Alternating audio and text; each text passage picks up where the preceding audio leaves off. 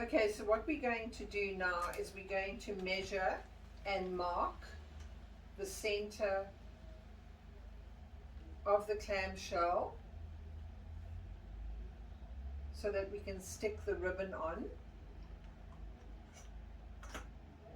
Okay, we've measured the center. We're going to apply glue now to the ribbon, and we're going to stick the ribbon down. So you'll want to apply glue to 40 millimeters, 50 millimeters, 40 millimeters, and it is on the pattern.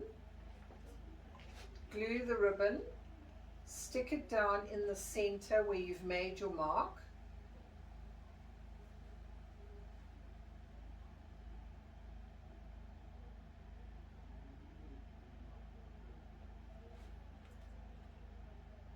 Like so.